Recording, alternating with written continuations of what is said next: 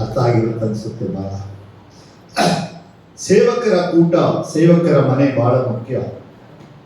ನಮ್ಮ ಸೇವೆಯಲ್ಲಿ ಎಲ್ಲರಿಗೆ ನಾನು ತಿಳಿಸುವ ಒಂದು ಕಾರ್ಯ, ನಮ್ಮ ಲೈಫಲ್ಲಿ ಮೊದಲು ನಮ್ಮ ಕುಟುಂಬ ಇರಬೇಕು. ಎರಡನೇದು ಸೇವೆ. ಸೇವೆಗೆ ಮೊದಲ ಸ್ಥಾನ ಕೊಡುವುದಕ್ಕಿಂತ ತನ್ನ ಕುಟುಂಬಕ್ಕೆ ಮೊದಲ ಸ್ಥಾನ ಕೊಡಬೇಕು. ಒಬ್ಬ ಸೇವಕನ ಜೀವನದಲ್ಲಿ ತನ್ನ ಮನೆ ಸರಿ ಇಲ್ಲ ಅಂದರೆ ಅವನ ಸೇವೆ ಯಾವತ್ತೂ ಚೆನ್ನಾಗಿರಲ್ಲ. ಒಬ್ಬ ಸೇವೆ ಬೆಳೆಯೋದಕ್ಕೆ ಕಾರಣ ಅವನ ಕುಟುಂಬ ಮುಖ್ಯ. ಇವತ್ತು ಅನೇಕ ರೀತಿಯಲ್ಲಿ ಏನು ಮಾಡ್ತೀವಿ, ನಮ್ಮ ಮನೆಯನ್ನು ಕೇರ್ಲೆಸ್ ಮಾಡಿಬಿಟ್ಬಿಡ್ತೀವಿ. ಊರಲ್ಲಿರೋ ತೂತೆಲ್ಲ ಮುಚ್ಚಕ್ಕೆ ಹೋಗ್ತೀವಿ. ನಮ್ಮನೆ ತೂತು ಹೊಡೆದು ಕೆರೆ ಹೊಡೆದೋಗಿ ಕೋಡಿ ಬಿದ್ದು ಹೋಗ್ತಾ ಇರ್ತದೆ. ಬೇರೆ ಮನೆ ತೂತು ಮುಚ್ಚಕ್ಕೆ ಹೋಗಿ ಹೋಗಿ ಹೋಗಿ ಹೋಗಿ ಲಾಸ್ಟಲ್ಲಿ ರಿಟರ್ನ್ ಬಂದೋಣ ನಮ್ಮ ಮನೆಯೇ ಇರಲ್ಲ, ಯಾರೋ ಓದ್ಕೊಂಡು ಹೋಗ್ಬಿಟ್ಟಿರ್ತಾರೆ. ಹಲ್ಲೆಲೂಯಾ. ಆಗ ನಾವು ನಮ್ಮ ಸೇವೆತನ ಮಾಡದೆ, ದೇವರಿಗಾಗಿ ಮಾಡದೆ, ದೇವರು first God after family. No, ಮೊದಲು ಕುಟುಂಬ, ಆಮೇಲೆ ದೇವರು.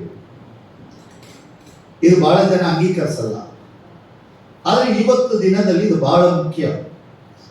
ನೀನು 1000 ಜನ ಆದಾಯ ಮಾಡೋದಕ್ಕಿಂತ ಫಸ್ಟ್ ನೀನು ಹೆಂಡತಿ ಮಕ್ಕಳನ್ನ ಆದಾಯ ಮಾಡು. ಅವರಿಬ್ಬರು ದೇವರ ಹತ್ರ ಬಂದರೆ ನಿನ್ನ ಕುಟುಂಬ ಮತ್ತು ನೀನು ಪರಲೋಕ ಹೋಗ್ತೀಯ. ಅನೇಕ ವೇಳೆ ನಮ್ಮ ಕುಟುಂಬಗಳನ್ನ ಕೈ ಬಿಟ್ಬಿಡ್ತೀವಿ. ಸೇವೆಗೆ ಬರಬೇಕಾದ್ರೆ ಬಹಳ ದೂರದೃಷ್ಟಿ. ನಾನು ಬೆನಿನಂಗೆ ಮಾಡಬೇಕು, ನಾನು ರೆನಾಲ್ಡ್ ಬಂಕ್ ಹೆಂಗಿರ್ಬೇಕು, ನಾನು ಕಾಲೇಜ್ ನೀಚಂಗ್ ಇರಬೇಕು, ನಾನು ಭಕ್ತ ಸಿಂಗು 3,500-4,000 ಸಭೆ ಸ್ಥಾಪನೆ ಮಾಡಿದ್ರು ಅವ್ರಂಗಿರ್ಬೇಕು, ನಾನು ಸ್ಯಾಮ್ ಜೋಬ್ದರ್ ಹೆಂಗಿರ್ಬೇಕು, 4,000 ಪುಸ್ತಕ ಬರೆದಿದ್ದಾರೆ, ನಾನು ಪಾಲ್ತಂಗ್ ಹೆಂಗಿರ್ಬೇಕು, 50,000 ಜನ ಇದ್ದಾರೆ, ನಾನು ಸತೀಶ್ ಕುಮಾರ್ ಹಂಗಿರ್ಬೇಕು, 3 ಲಕ್ಷ ಜನ ಇದ್ದಾರೆ. ಎಲ್ಲ ಇರಬೇಕು. ಆದರೆ ನಾವು ಮಾತ್ರ ಮನೇಲಿ ಇರಲ್ಲ. ನಾವು ಊರು ಸುತ್ತೀವಿ, ಊರೆಲ್ಲ ಓಡಾಡ್ತೀವಿ. ಆದರೆ ಒಬ್ಬ ಪಾಸ್ಟರ್ ಜೀವನ, ಒಂದು ಸಭಾಪಾಲಕ, ಒಂದು ಕರ್ತನ ಸೇವೆ ಮಾಡುವನಿಗೆ ಬಹಳ ಮುಖ್ಯವಾದದ್ದು. ಅವನ ಜೀವನದಲ್ಲಿ ಅವನ ಮನೆ ಮುಖ್ಯ. ನನ್ನ ಯಾರು ತಪ್ಪಾಗಿ ತಿಳ್ಕೊಬೇಡಿ, ನಮ್ಮ ಹೆಂಡತಿ ಬಂದಿದ್ದಾರೆ. ಆರಂಭ ಕಾಲದಲ್ಲಿ ನಾವೆಲ್ಲ ಎಮೋಷನಲ್ ಓಡ್ತೀವಿ ಸೇವೆಯಲ್ಲಿ. ನಮ್ಮ ನೆನೆಸಿದ್ದು ಮಾಡೋಕ್ಕೆ ಬೂಟ್ ಅವರೇ ಕಾಳದ್ದು ಓಡ್ತೀವಿ. ಕೆಳಗಡೆ ತಾಜ್ ಮಹಲ್ ಉಳಿಸಿ ವಿಧಾನಸೌಧ ಕಟ್ತೀನಿ, ವಿಧಾನಸೌಧ ಉಳಿಸಿ ನಾನು ಅರಮನೆ ಕಟ್ತೀನಿ, ಮೈಸೂರು ಅರಮನೆ ಅಂತೀವಿ. ಯಾವುದು ಉಳ್ಳಲ್ಲ, ಯಾವುದು ಕಟ್ಟಲ್ಲ, ಅದು ಅಲ್ಲೇ ಇರ್ತದೆ. ಆದರೆ ನಮ್ಮಿಂದ ಅದೆಲ್ಲ ಮಾಡೋಕ್ಕಾಗಲ್ಲ. ಯಾಕಾಗಲ್ಲ ಅಂದರೆ ನಾವು ಸರಿಯಾಗಿ ದೇವರನ್ನ ಅರಿತವರು, ಸತ್ಯವನ್ನ ತಿಳಿದವರು, ಸರಿಯಾದ ರೀತಿಯಲ್ಲಿ ಸೇವೆಯನ್ನು ಮಾಡಬೇಕಾದರೆ ನಿಮ್ಮ ಜೊತೆ, ನನ್ನ ಜೊತೆ ನಾವು ಕಟ್ಕೊಂಡ ಹೆಂಡತಿ ಇರಬೇಕು. ಇವತ್ತು ಬಹಳ ಜನ ಬಹಳ ಸೇವೆಯಲ್ಲಿ 90% ಯಾವ ಪಾಸ್ಟರ್ಸ್ ಮೀಟಿಂಗ್ ಅಲ್ಲಿ ನೋಡ್ರಿ ಪಾಸ್ಟರ್ ಅವರು ಇರಲ್ಲ, ಪಾಸ್ಟ್ ಹೆಂಡತಿ ಯಾರು ಬರಲ್ಲ. 80% ಯಾವ ಪಾಸ್ಟ್ ಹೆಂಡತಿನ ಮೀಟಿಂಗ್ ಕರ್ಕೊಂಬರಕ್ಕೆ ಇಷ್ಟಪಡಲ್ಲ. ಅದಕ್ಕೆ ಅನೇಕ ಕಾರಣಗಳು, ಕೆಲವು ಕಾರಣಗಳನ್ನ ನಾನು ಹೇಳ್ತೇನೆ. ನಮ್ಮ ಸೇವೆ ಬೆಳೆಯಲಾರದು ಇರಕ್ಕೆ ಕೆಲವು ಕಾರಣಗಳು. ನಮ್ಮ ಸಭೆಗಳನ್ನ ಸರಿಯಾದ ರೀತಿಯಲ್ಲಿ ನಾವು ನಡೆಸಲ್ಲ, ನಮ್ಮ ಸಭೆಗಳು ಸರಿಯಾಗಿ ನಿಲ್ಲೋದಿಲ್ಲ. ಈ ಕಾರಣಗಳನ್ನೆಲ್ಲ ನಾವು ತಿಳ್ಕೊಂಡಾಗ ಇವತ್ತು ಇಲ್ಲಿ ಅನೇಕರು ಇದ್ದೀರಾ. ನೆನ್ನೆ ಬಂದ್ರು ಕೆಲವರು ಇಲ್ಲ. ಆದ್ರೆ ಬಹಳ ಜನ ಸೇವಕರನ್ನು ಕೂಡಿಸೋದು ಕಷ್ಟ. ಬೇರೆ ಯಾರು ಬೇಕಾದ್ರೂ ಕೂಡಿಸ್ಬೋದು. ಹೇಗಂದ್ರೆ ಒಂದು ಸೇವಕರು ಒಂದು ಸ್ಟೋರಿ ಹೇಳಿದ್ರು. ಇಬ್ಬರು ಫ್ರೆಂಡ್ಸ್, ಕಾಲೇಜ್ ಫ್ರೆಂಡ್ಸ್, ಇಬ್ಬರು ಕಾಲೇಜಲ್ಲಿ ಓದ್ಕೊಂಡು ಬಂದರು. ಓದಿದ್ಮೇಲೆ ಒಬ್ಬ ಡಾಕ್ಟರ್ ಆಗ್ಬಿಟ್ಟ, ಒಬ್ಬ ಇಂಜಿನಿಯರ್ ಆದ. ಬಹಳ ವರ್ಷಗಳು ಬಿಟ್ಟು ಡಾಕ್ಟರ್ ಇಂಜಿನಿಯರ್ ಮೀಟ್ ಮಾಡಿದ್ರು. ಇವರಿಗೆ ಹೆಂಡತಿ ಮಕ್ಕಳು, ಅವನಿಗೆ ಹೆಂಡತಿ ಮಕ್ಕಳಿದ್ದಾರೆ. ಆಗ ಇಂಜಿನಿಯರ್ ಕೇಳಿದ್ರು, ಏನು ಕೆಲಸ ಮಾಡ್ತೀಯ? ನಾನು ಡಾಕ್ಟರ್ ಆಗಿದ್ದೇನೆ ಅಂದ. Very good, super. ಒಂದು ದಿವಸ ಫ್ಯಾಮಿಲಿ ಭೇಟಿ ಆಗೋಣ ಅಂದ್ರು. ಎಸ್, ಡಾಕ್ಟರ್ ಹೇಳ್ದ, ನಾನು ಹಾಸ್ಪಿಟ್ಲಲ್ಲಿ ನನ್ನ ಕ್ವಾರ್ಟರ್ಸ್ ಇದೆ, ಅಲ್ಲಿಗೆ ಬಂದ್ಬಿಡು, ನಿಮ್ಮ ಫ್ಯಾಮಿಲಿ ಕರ್ಕೊಂಡು ಅಂದು. ಇವರು ಅವರ ಫ್ಯಾಮಿಲಿ ಕರ್ಕೊಂಡು ಅಲ್ಲಿ ಹೋದ್ರು. ಹೆಂಗಸರು ಮಾತಾಡಿದ್ರು ಇಬ್ಬರು ಜೊತೆಯಾಗಿ. ಬಾ ಶಾಪಿಂಗ್ ಮಾಡೋಣ ಅಂತ ಹೊಟ್ಟೋದ್ರು. ಈಗ ಇಂಜಿನಿಯರ್ ಕೂತಿದ್ದಾನೆ, ಡಾಕ್ಟರ್ ಕೂತವ್ರೆ. ಡಾಕ್ಟರ್ ಹೇಳಿದ್ರು, ಒಂದು 10 ನಿಮಿಷ ಕೂತ್ಕೋ, ನಾನು ಪೇಷಂಟ್ನ ಒಂದು ರೌಂಡ್ಸ್ ನೋಡಿ ಬಂದ್ಬಿಡ್ತೀನಿ ಅಂದ. ಆಗ ಅವ್ನು ಕೇಳ್ದ, ಏನು ಹಾಸ್ಪಿಟ್ಲ್ ಅಂದರೆ ಅದು ಮೆಂಟಲ್ ಹಾಸ್ಪಿಟ್ಲು. ಇವರು ಮೆಂಟಲ್ ಡಾಕ್ಟರ್ ಹಾಸ್ಪಿಟ್ಲಿಗೆ. ಅಲ್ಲಿ ಹೋದರೆ ಎಲ್ಲ ಒಂದೊಂದು ಬೆಡ್ಡಲ್ಲಿ ಒಬ್ಬೊಬ್ಬ ಪೇಷಂಟ್ ಇದ್ದಾನೆ. ಇವರು ನನಗೂ ಬೇಜಾರಾಗ್ತದೆ ಕೂತ್ಕೊಳ್ಳೋಕ್ಕೆ, ನಿನ್ನ ಜೊತೆ ಬರ್ತೀನಿ ಅಂದರು. ಸರಿ ಆಯ್ತು ಬಾ ಅಂದರು. ಡಾಕ್ಟರ್ ಹೋದ ತಕ್ಷಣ ಓಡ್ ಬಂದ, ಶೂಟ್ ಮಾಡ್ಬಿಡ್ತೀನಿ AK-47 ಹುಷಾರ್ ಅಂತ ಡಾಕ್ಟರ್ಗೆ ಥ್ಯಾಂಕ್ ಯು ಅಂತ ಅನ್ನೋ ಮಾತ್ರೆ ಹಾಕಿದ, ನೀರು ಕುಡಿದು ಮಲಗಿಸ್ಬಿಟ್ಟ. ಇನ್ನು ಪಕ್ಕದಲ್ಲಿ ಹೋದ, ಇನ್ನೊಬ್ಬ ಬಂದ, ಇವರ ಆನರ್ 135 ಸೆಕ್ಷನ್ ಇವನಿಗೆ ನೇರನಾಮ ಹಾಕಬೇಕು ಅಂತ. ಡಾಕ್ಟ್ರು ಎಸ್ ಯು ಆನರ್ ಅಂದ ಒಂದು ಮಾತ್ರೆ ಹಾಕಿದ, ಕುತ್ಕೊಂಡ. ಇನ್ನು ಮುಂದಕ್ಕೆ ಹೋದ, ಇನ್ನೊಬ್ಬ ಇನ್ಸ್ಪೆಕ್ಟರ್ ಬಂದ, ಸೆಲೆಕ್ಟ್ ಹೋದ, ಗುಡ್ ಸೆಲೆಕ್ಟ್ ಮಾಡಿ ಸರ್ ನನ್ನ ಡ್ಯೂಟಿ ಅಪಾರ್ಟ್ಮೆಂಟ್ ಎಲ್ಲಿಗೆ ಅಂತ. ಒಂದು ಮಾತ್ರೆ ಹಾಕಿ ಕುತ್ಕೋ, ಎಲ್ಲರಿಗೂ ಒಂದೊಂದು ಟ್ಯಾಬ್ಲೆಟ್ ಹಾಕೋಣ, ಅವ್ರು ಹೆಂಗಿರ್ತಾರೆ ಹಂಗೀಗ. ಇನ್ನೊಬ್ಬ ಬಂದ, ತಿವಿದು ಬಿಡ್ತೀನಿ, ಕೊಲೆ ಮಾಡ್ಬಿಡ್ತೀನಿ ನನ್ನ, ಹುಷಾರಾಗಿರೋ. ಓಕೆ ಅನ್ನೋ ಒಂದು ಮಾತ್ರೆ ಹಾಕೋ, ಕುಂಡಿಸು. ಎಲ್ಲರಿಗೂ ಹಾಕಿ ಬಂದ. ಅಲ್ಲಿ ಎಲ್ಲ ಹುಚ್ಚರಾದರು. ಯಾರಂದ್ರೆ ಕೊಲೆ ಮಾಡಿದನು, ಲಾಯರ್ ಓದೋನು, ಹೆಚ್ಚು ಮೆಂಟಲ್ ಆಗಿ ಹೋಗಿ ಎಲ್ಲ ಹುಚ್ಚರಾಗ್ಬಿಟ್ಟಿದ್ದಾರೆ. ಎಲ್ಲ ಮುಗಿಸ್ಬಿಟ್ಟು ಲಾಸ್ಟ್ಗೆ ಇವರ ಮನೆಗೆ ಬಂದರು. ಡಾಕ್ಟರ್ ಬಂದು ಕೂತ್ಕೊಂಡ. ಫ್ರೆಂಡ್ ಕೇಳ್ದ, ನಿಮ್ಗೆ ತುಂಬ ಅಪಾಯ ಕೆಲಸ ಮಾಡಿಲ್ಲ, ಯಾಕೆಂದ್ರೆ ಇವರೆಲ್ಲ ನೋಡು ಹೆಂಗಿದ್ದಾರೆ. ಒಂದು ವೇಳೆ ಇವರೆಲ್ಲರೂ ಸೇರ್ಕೊಂಡು ನೀನೇನಾದ್ರೂ ಕೊಂದಾಕ್ಬಿಟ್ರೆ ಹೊಡೆದಾಕ್ಬಿಟ್ರೆ ಬಹಳ ಕಷ್ಟ. ಇನ್ನೊಂದು ಹುಚ್ಚಿ ಹೊಡೆದ್ರೆ ಕೇಸ್ ಬೇರೆ ಇಲ್ಲ, ಬಹಳ ಕಷ್ಟ ಅಲ್ವಾ ಅಂತ ನಾನು ಹೇಳಿದೆ. ನಗ್ದ, ಯಾಕೆಂದ್ರೆ ಜೀವನದಲ್ಲಿ ಯಾವತ್ತಿಗೂ ಒಂದು ಸೇರಲ್ಲ. ಯಾರು ಯಾವತ್ತೂ ಲೈಫಲ್ಲಿ ಏನಾಗಲ್ಲ, ಇರೋ ಒಂದೇ ಆಗಲ್ಲ, ಅವರೆಲ್ಲರೂ ಸಪರೇಟ್ ಆಗಿ ಇರೋದು, ಅದರಿಂದ ಸಮಸ್ಯೆನೇ ಇಲ್ಲ.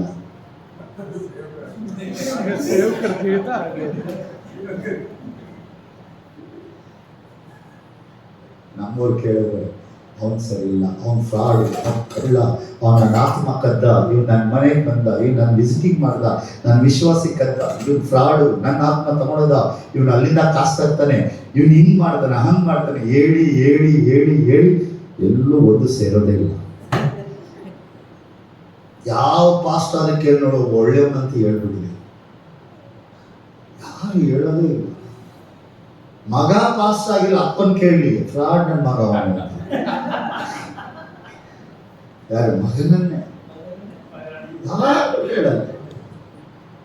ಸೇವೆಯಲ್ಲಿ ಯಾಕೆ ಉಜ್ಜೀವನ ಬರಲಿಲ್ಲ? ನಮ್ಮ ಇಂಡಿಯಾ ದೇಶದಲ್ಲಿ ಎಷ್ಟು ಸಾವಿರ ಸಭೆಗಳಿದೆ, ಯಾಕೆ ಸಭೆಗಳ ಅಭಿವೃದ್ಧಿ ಆಗಿಲ್ಲ? ಇಂಡಿಯಾ ದೇಶದಲ್ಲಿ ಎಷ್ಟು ಕೋಟಿ ಜನ ಇದ್ದಾರೆ, ಯಾಕೆ ಜನಗಳು ರಕ್ಷಣೆ ಹೊಂದಿಲ್ಲ? ಪ್ರಪಂಚದಲ್ಲೇ 2ನೇ ಸ್ಥಾನ, 150 ಕೋಟಿ ಜನ ಇದ್ದಾರೆ ಇಂಡಿಯಾ ದೇಶದಲ್ಲಿ. ಇಂಡಿಯಾ ದೇಶದಲ್ಲಿ ಸೇವೆ ಮಾಡಕ್ಕೆ ಯಾವ ಜಾಗ ಇಲ್ಲ. ಕೇಳಿದ್ರೆ ನಾನು ಅಮೆರಿಕ ಹೋಗ್ತೀನಿ ಅಂತಾರೆ. ಏನಕ್ಕೆ? ಅಲ್ಲಿ ಗಂಡು ಮದುವೆ ಆಗೋ ಚರ್ಚೆಗೆ ಪ್ರಸಾರ ಮಾಡಕ. ಕೇಳಿದ್ರೆ ನಾನು ದುಬೈಗೆ ಹೋಗ್ತೀನಿ ನಾನು. ಏನಕ್ಕೆ? ಅಲ್ಲಿ ಎಲ್ಲರೂ ಒಂಟಿ ಬಿದ್ದಿರೋರೆ, ಆ ಹೆಂಡತಿ ಇಲ್ಲವಳೆ, ಗಂಡ ಅಲ್ಲವಳೆ, ಮಕ್ಕಳು ಇಲ್ಲವಳೆ, ಅಮ್ಮ ಅಲ್ಲವಳೆ, ಅಲ್ಲಿ ಯಾರು ಫ್ಯಾಮಿಲಿ ಮ್ಯಾನೇ ಇರೋದಿಲ್ಲ. ಯಾರು ಪ್ರಸಂಗ ಮಾಡಕ್ಕೆ? ಇಂಡಿಯಾ ದೇಶದಲ್ಲಿ ಎಷ್ಟು ಜಾಗ ಇಲ್ಲ ಸೇವೆ ಮಾಡಕ್ಕೆ. ಲಕ್ಷ ರೂಪಾಯಿ ಸಾಲ ಮಾಡ್ಕೊಂಡು ಫ್ಲೈಟ್ ಟಿಕೆಟ್ ಮಾಡ್ಕೊಂಡು ಹೋಗ್ತಾನೆ. ಇವತ್ತು ದಿನಗಳಲ್ಲಿ ಯಾಕೆ ನಮ್ಮ ಊರಲ್ಲಿ ಉಜ್ಜೀವನ ಬಂದಿಲ್ಲ? ಯಾಕೆ ಸಭೆಗಳು ಬೆಳೆದಿಲ್ಲ? ಇನ್ನೂ ಪಾಸಿಗಳು ಕಂತಿಗೆ ದುಡ್ಡು ಸಾಲ ತಗೊಂಡು ಬಡ್ಡಿ ಕಟ್ತಾ ಇದ್ದಾನೆ. ಯಾಕಂದ್ರೆ ಮನೆ ನಡೆಸಕ್ ಆಗ್ತಿಲ್ಲ ಅಂತಾನೆ. ಕಾರಣ ಯಾರು? ಸರ್, ನಿನಗೂ ನನಗೂ 1000 ಇರಲಿ, ಪ್ರಾರ್ಥನೆ ಅಂದಾಗ ನಾವಿಬ್ಬರು ಒಟ್ಟಾಗಿ ನಿಲ್ಲಬೇಕು. ಯಾವತ್ತು ಆ ಒಂದು ಮನಸ್ಸು ಬರ್ತದೋ ಅಲ್ಲಿವರೆಗೂ ನಮ್ಮ ದೇಶದಲ್ಲಿ ಅಲ್ಲ, ನಮ್ಮ ಸೇವಕರ ಜೀವನದಲ್ಲಿ ಉದ್ಧಾರ ಬರೋದೇ ಇಲ್ಲ. 1000 ಆಗಲಿ, ಯಾವ ಮನುಷ್ಯನೇ ಒಂದು ಸಭೆಯನ್ನು ಕೆಡಿಸಿ ಇನ್ನೊಂದು ಆತ್ಮನ ತಗೊಂಡು ಹೋದ್ರೆ ನಿಶ್ಚಯ ಖಂಡಿತ ದೇವರ ಸ್ಥಾನದಲ್ಲಿ ಇರ್ತಾನೆ, ಆ ಸೇವಕ ಉದ್ಧಾರ ಆಗಲ್ಲ, ಯಾವತ್ತೂ ಆಗಲ್ಲ. ಯಾವ ಸಭೆ ಕದಿಯವನ್ನ ಯಾರನ್ನು ದೇವರು ಆಶೀರ್ವದಿಸಲ್ಲ. ದೇವರು ಕಿವುಡ ಅಲ್ಲ, ಅಥವಾ ದೇವರು ಹುಚ್ಚ ಅಲ್ಲ ನೀನ್ ಕೇಳದಂಗೆಲ್ಲ ಮಾಡಕ್ಕೆ. ಆತನ ನೀತಿಯು ನ್ಯಾಯವುಳ್ಳ ದೇವರು. ಯಾವ ಸಭೆ, ಯಾವ ಸಭಾಪಾಲಕನನ್ನು ಮೋಸ ಮಾಡಿ ಇನ್ನೊಮ್ಮೆ ಎತ್ಕೊಂಡೋಗ ಆತ್ಮನ ಯಾವ ಚರ್ಚೆಲ್ಲೂ ಉಳಿಯಲ್ಲ. ಹಾಗೆ ಸೇವಕರ ಜೀವನದಲ್ಲಿ ಬಹಳ ಮುಖ್ಯವಾದದ್ದು ಆ ದೇವ ಸಮೂಹದಲ್ಲಿ ಬರುವುದನ್ನು ಕಲಿಬೇಕು.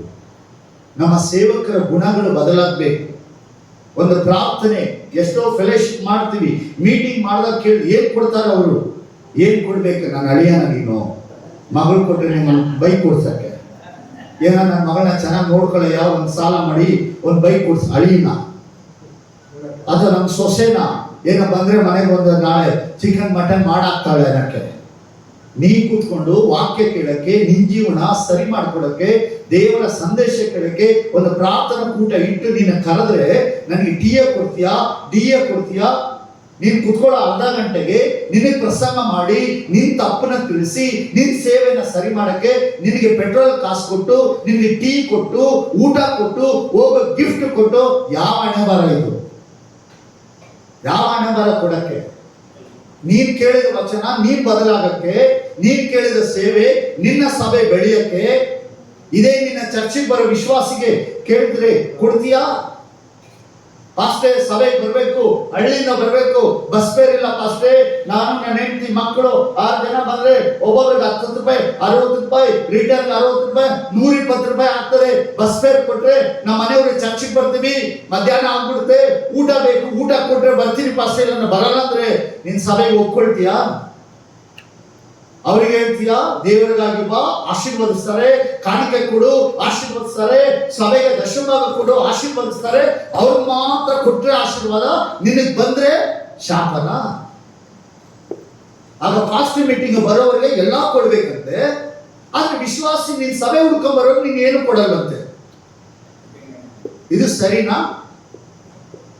ಹಾಗಾದ್ರೆ ದೇವರ ಸೇವೆಯನ್ನ ಮಾಡಬೇಕಾದ ಮನುಷ್ಯ ಸರಿಯಾದ ರೀತಿಯಲ್ಲಿ ಮಾಡಿಲ್ಲ ಅಂದ್ರೆ ಸೇವಕನಿಗೆ ಅಯ್ಯೋ. ಅದಕ್ಕೆ ಯಾಕೋಬ ಹೇಳ್ದ, ಅನೇಕರು ಸಭಾಪಾಲಕರಾಗುವುದಕ್ಕೆ ಬರಬೇಡಿ. ತಪ್ಪು, ನಾವು ತಪ್ಪುತ್ತೇವೆ, ಆಗ ದೇವರ ತೀರ್ಪು ಸೇವಕನ ಮೇಲೆ ಕಠಿಣವಾಗಿರುತ್ತೆ. ಸೇವೆಯ ಕಾರ್ಯಗಳಲ್ಲಿ ಸೇವಕರಾದರೂ ಬಹಳ ಎಚ್ಚರಿಕೆ, ಬಹಳ ಗಮನಿಸಬೇಕು. ಇವತ್ತು ದಿನಗಳು ನಮ್ಮ ಸೇವೆ ಹೆಂಗಿದೆ? 30 ವರ್ಷ ಆಯ್ತು ಸೇವೆ ಬಂದು, ನಾವು ಎಷ್ಟು ಮಟ್ಟದಲ್ಲಿದ್ದೇವೆ? 25 ವರ್ಷ ಆಯ್ತು ಸಭೆಗೆ ಸೇವೆ ಬಂದು, ಇನ್ನೂ ಒಂದು ಪ್ರಾರ್ಥನೆ ಮಾಡಕ್ಕೆ ಬರ್ತಾ ಇಲ್ಲ. ಹಾಗಾದ್ರೆ ನಮ್ಮ ಮನೆಯನ್ನ ದೇವರು ಹೇಗೆ ಆಶೀರ್ವದಿಸ್ತಾರೆ?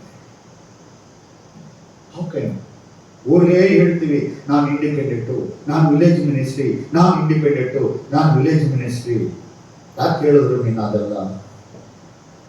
ನಿನ್ನ ಕರೆದವ್ರು ಯಾರು? ಹಾಗಾದ್ರೆ ದೇವ್ರು ಬಿಟ್ಟು ಯಾಕೆ ಊರೆಲ್ಲ ಸಾಗೋದು? ನನಗೆ ಯಾರ ಚರ್ಚ್ ಕಟ್ಕೊಡ್ತಾರ, ನನಗೆ ಯಾರ ಸಭೆ ಕಟ್ತಾರ, ನಿನ್ಗೆ ಯಾಕೆ ಕಟ್ಕೊಡ್ಬೇಕು? ನೀನ್ ಕಟ್ಕೊಟ್ಟು ಏನ್ ಲಾಭ ಅವ್ರಿಗೆ? ದೇವ್ರಿಗಾಗಿ ಮಾಡು. ಹಾಗಾದ್ರೆ ನೀನು ಯಾರಿಗಾಗಿ ಮಾಡ್ತೀಯಾ? ಸೇವಕರ ಗುಣಗಳು ಬದಲಾಗಬೇಕು. ಆಮೇಲೆ ಗುಣಗಳು ಚೇಂಜ್ ಆಗಬೇಕು. ನಾವು ಆರ್ಡಿನರಿ ಮನುಷ್ಯ ಅಲ್ಲ, ಸೇವಕ. ಆಗ ಸೇವಕನ ಮನೆ ನಾವು ಮಾಡ್ತಿರೋ ಸೇವೆ ದೇವರಿಗೆ ಮಹಿಮೆ ಆಗ್ಬೇಕು, ದೇವರ ಹೆಸರು ಮೇಲ್ ಬರಬೇಕು, ನಮ್ಮ ಹೆಸರು ಯಾವತ್ತು ಬರಲ್ಲ.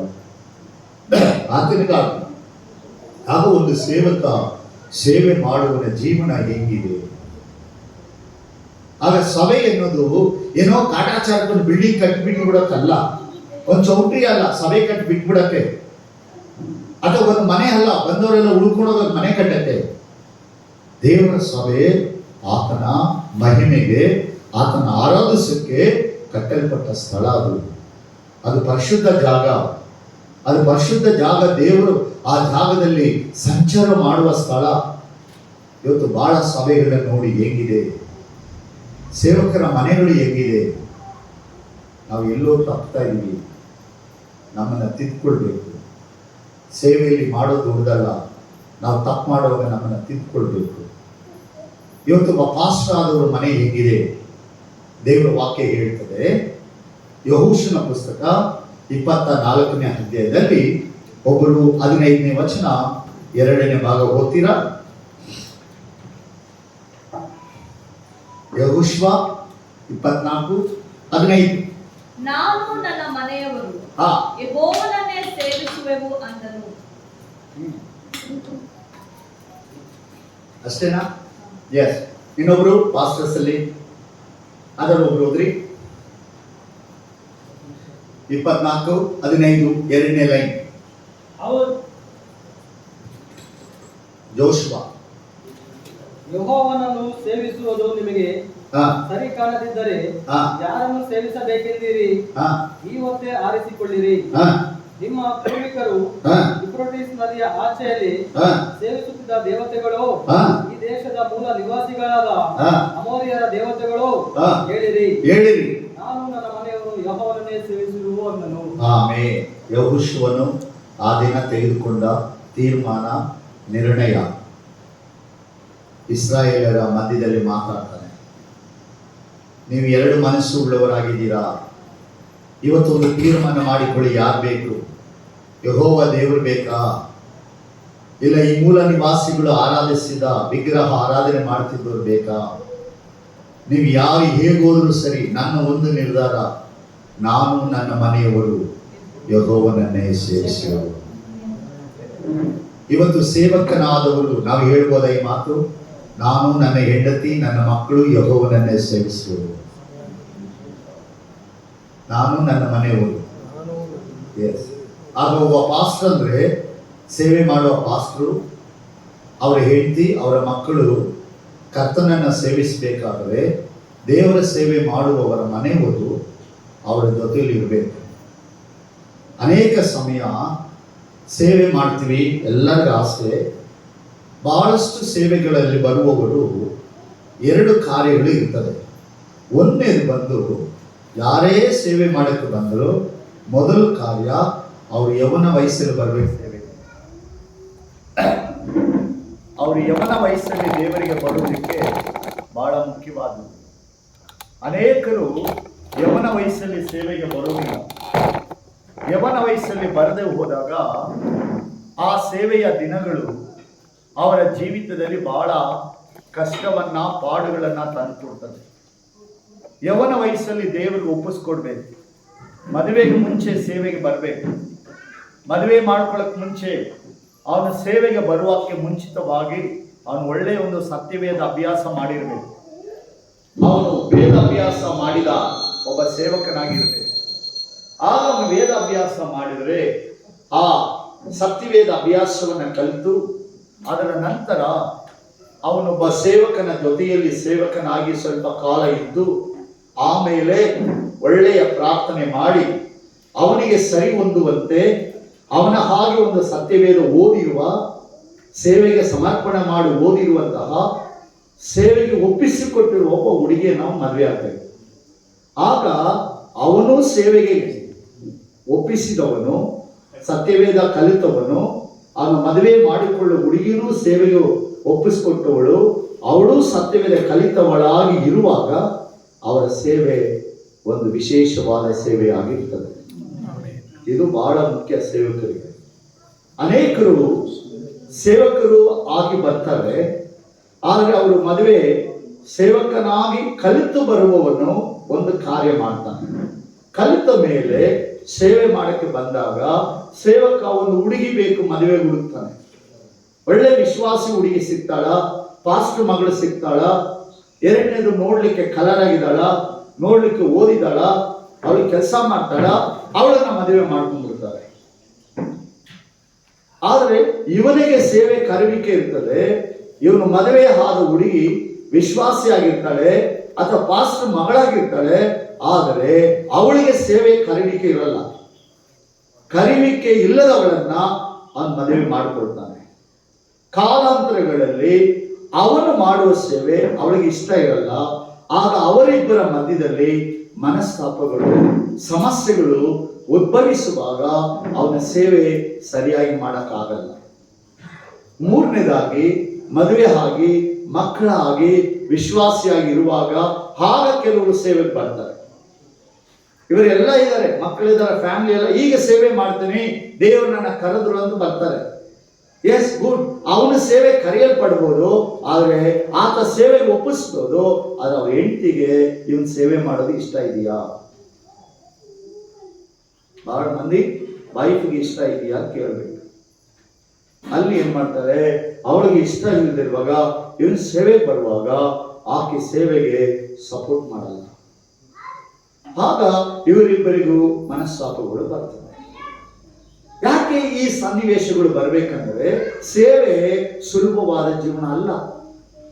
ಸೇವೆ ಅವಮಾನಗಳು ಬರುತ್ತವೆ, ಕಷ್ಟಗಳು ಬರ್ತದೆ, ಹಸಿವು ನಿಂದನೆ ಬರ್ತದೆ, ಮನೆ ಇರಲ್ಲ, ಬೀದಿಯಲ್ಲಿ ಮಲಗಬೇಕಾಗ್ತದೆ. ಇದಕ್ಕೆ ಸರಿಯಾದ ಸಂಬಳ ಇಲ್ಲ, ಯಾರು ಸಂಬಳ ಕೊಡಲ್ಲ. ಆಗ ಈ ಎಲ್ಲಾ ಕಾರ್ಯಗಳನ್ನ ಅನುಭವಿಸಕ್ಕೆ ಹೆಂಡತಿಯಾದವಳು ಕರೆಕ್ಟ್ ಇರಬೇಕು. ಇವತ್ತು ಎಷ್ಟೋ ಸೇವೆಗಳು ಬಿದ್ದು ಹೋಗಿದೆ. ಸೇವೆ ಮಾಡುವನೆಲ್ಲ ಸೇವೆ ಬಿಟ್ಟು ಕೆಲಸಕ್ಕೆ ಹೋಗ್ಬಿಡ್ತಾನೆ. ಸೇವೆ ಮಾಡುವಾಗ ಅವ್ರ ಕುಟುಂಬ ನಿರ್ವಹಣೆ ಮಾಡಕ್ಕೆ ದುಡ್ಡಿಲ್ಲ. ಯಾಕೆ ದುಡ್ಡಿಲ್ಲ? ಗಂಡ ಸೇವೆ ಮಾಡ್ತಾನೆ, ಹೆಂಡತಿಗೆ ಅದು ಇಷ್ಟ ಇಲ್ಲ. ಯಾವುದೇ ಹೆಂಗಸಾಗಲಿ ಮನೆ ತುಂಬಾ ರೇಷನ್ ಇದ್ರೇನೆ ಅವ್ರ ಮುಖದಲ್ಲಿ ನಗು. ಮನೆಯಲ್ಲಿ ಬೇಳೆಕಾಳು ಏನು ಇಲ್ಲ ಅಂದ್ರೆ ಗ್ಯಾಸ್ ಒಲೆಗಿಂತ ಭಯಂಕರ ಉರಿತದೆ. ನೋಡಿದ್ರೆ ಗ್ಯಾಸ್ ಒಲೆ ನಿಧಾನ ಹಚ್ಚುತ್ತೆ, ನೋಡಿದ್ರೆ ಇವ್ರು ರಾತ್ರಿ ಎಲ್ಲ ಪ್ರೇಯರ್ ಮಾಡ್ತಾರೆ. ದೇವರೇ ನಾಳೆ ಅಭಿಷೇಕಿಸು, ಪ್ರಾರ್ಥಿಸ್ತೇನೆ, ನೀನ್ ಮಾತಾಡು, ನೀನ್ ಮಾತಾಡು, ನೀನ್ ಮಾತಾಡು, ಸಭೆಯಲ್ಲಿ ಮಾತಾಡು, ನೀನು ಅಭಿಷೇಕ, ನಿನ್ನ ವಾಕ್ಯ ಧ್ಯಾನ ಮಾಡಿ ಎಲ್ಲ ಮುಗಿಸಿ ಬೆಳಗ್ಗೆ ಆ ಅಮ್ಮ ಹಿಂಗ್ ನೋಡ್ತದೆ. ಇದು ಮಾಡಿದ ಪ್ರೇಯರ್ ಅಲ್ಲಿ ಹೋಗ್ಬಿಡ್ತದೆ ಅಷ್ಟೇ. ಈಗ ಪ್ರಸಂಗ ದೇವರಿಗೆ ವಿಧೇಯರಾಗಬೇಕು, ಹೆಂಡತಿ ಗಂಡನಿಗೆ ವಿಧೇಯರಾಗಬೇಕು, ಆಗಿರಬೇಕು, ಗಂಡನಿಗೆ ಗೌರವಿಸಬೇಕು. ಇವ್ರಿಗಿಂತ ಬುದ್ಧಿವಂತ ಎಲ್ಲರೂ ಕೂತವನೆ. ರಾತ್ರಿ ಪಾಸ್ಟಮ್ಮನಿಗೆ ಏನೋ ಆಗೈತೆ, ಅಯ್ಯಪ್ಪ ಅಲ್ಲಿ ಹೇಳಕ್ಕಾಗಿಲ್ಲ, ಇಲ್ಲಿ ನಮ್ಮ ಮೂಲಕ ಅವ್ರಿಗೆ ಹೇಳ್ತಾರೆ ನೋಡಿ. ಹಲ್ಲೆಲೂಯಾ. ಸೇವೆಗಳಲ್ಲಿ ಸುಲಭವಲ್ಲ. ಸೇವೆಗೆ ತ್ಯಾಗ ಮಾಡುವವರಾಗಿರ್ಬೇಕು. ಯಾವುದೇ ಕಾರಣಕ್ಕೊಂಡು ಸೇವೆಗೆ ಬರುವುದು ಒಳ್ಳೆಯದು, ದೇವರಿಗೆ ಅಗತ್ಯ. ಆದರೆ ಆ ಸೇವೆಗೆ ಬರುವಂತ ಮನುಷ್ಯ ಅಟ್ಲೀಸ್ಟ್ ಸತ್ಯವೇದ ಜ್ಞಾನ ಇರಬೇಕು. ಅವನಿಗೆ ಅವನು ಸ್ವಲ್ಪ ಆದ್ರೂ ವೇದ ಅಭ್ಯಾಸ ಮಾಡಬೇಕು.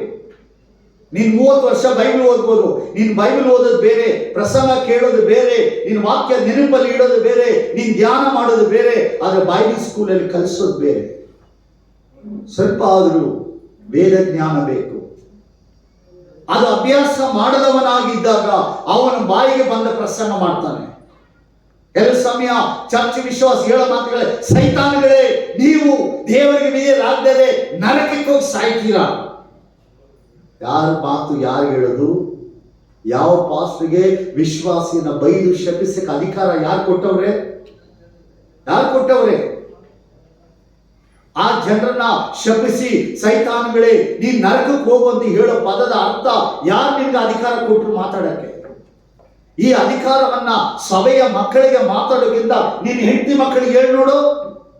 ಮಗನ ರಾತ್ರಿ ತಟ್ಟೆಗೆ ಊಟ ಬರಲ್ಲ, ಮಲಗಿಸಿ ದಿಂಬು ಕೊಟ್ಟು ಬಾಗಿಲಲ್ಲಿ ಮಲಗಿಸ್ತಾರೆ. ಸೈತಾನ್ ಜೊತೆ ಯಾಕೆ ಮಲಗ್ತೇ, ಹೋಗ ಆಚೆ ಅಂತಾರೆ.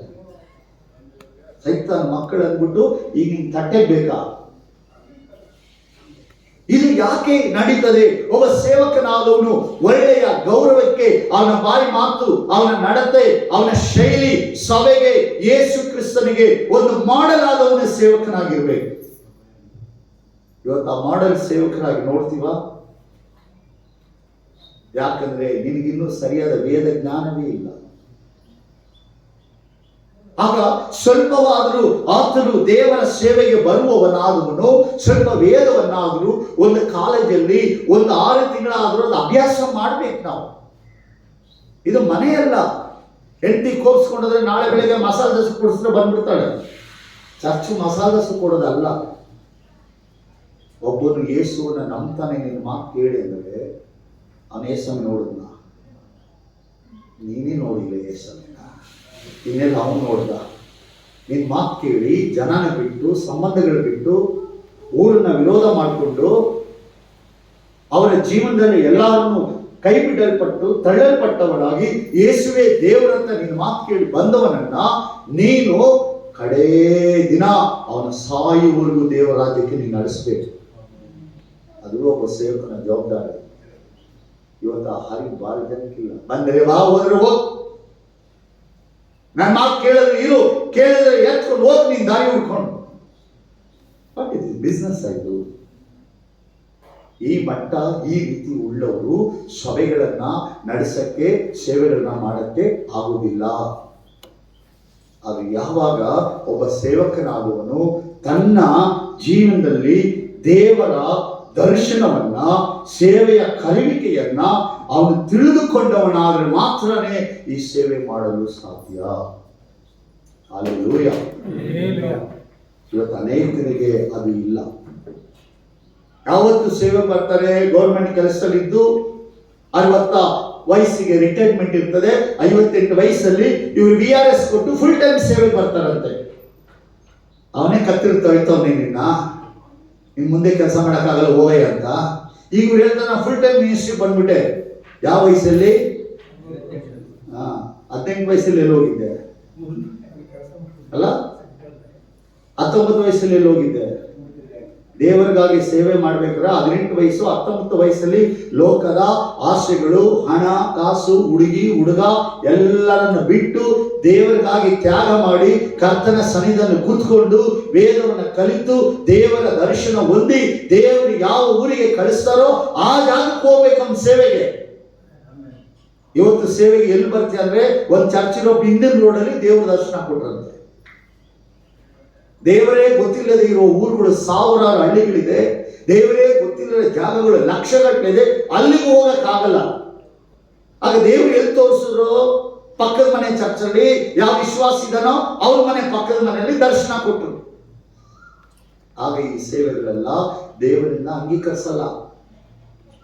ಈ ಸ್ಕೂಲ್ಗಳಿಗೆ ಸ್ಟಾರ್ಟ್ ಆಗ್ತದೆ. ಕರ್ನಾಟಕ ಗೌರ್ಮೆಂಟ್ ಅಂಡರ್ ಮಾನ್ಯತೆ ಪಡೆದ ಸ್ಕೂಲ್ ಅಂತ ಗೌರ್ಮೆಂಟ್ ಏನಾಗ್ತದೆ, BO ಆಫೀಸಿಂದ ಒಂದು ಪೇಪರ್ ಪ್ರೆಸ್ ರಿಪೋರ್ಟ್ ಕೊಡ್ತಾರೆ, ಈ ಸ್ಕೂಲ್ಗಳೆಲ್ಲ ಮಾನ್ಯತೆ ಪಡೆದಿಲ್ಲ, ಇದು ಡೂಪ್ಲಿಕೇಟ್ ಸ್ಕೂಲು ಅಂತ ಅವನು ಅನೌನ್ಸ್ ಮಾಡ್ತಾನೆ. ಹಾಗೆಯೇ ಅನೇಕ ಸೇವೆಗಳನ್ನ ದೇವರು ಅಂಗೀಕರಿಸಲ್ಲ. ದೇವರಿಂದ ಕರೆಯಲ್ಪಡಬೇಕು. ಆಮೇನ್. ಬೈತೀರಾ? ಮಗನೇ ಬೆಂಗಳೂರ ಬಂದು ಈ ಮಾತು ಹೇಳಕ್ಕೆ ಇಲ್ಲಿ ಬಂದೆ. ನೀನು ಬೈದ್ರು ಸರಿ, ನೆಕ್ಸ್ಟ್ ಟೈಮ್ ಬರ್ದೇ ಇದ್ರು ಸರಿ, ನಾನು ಕೊಟ್ಟಿರೋ ಮಾತು ಹೇಳ್ಬಿಟ್ಟು ಹೋಗ್ತೇನೆ. ಒಂದಿನ ದೇವ್ರಿಗೆ ನೀನು ಲೆಕ್ಕ ಕೊಡ್ತೀನಿ. ನಿನ್ನ ದೇವರು ಬಿಡಲ್ಲ.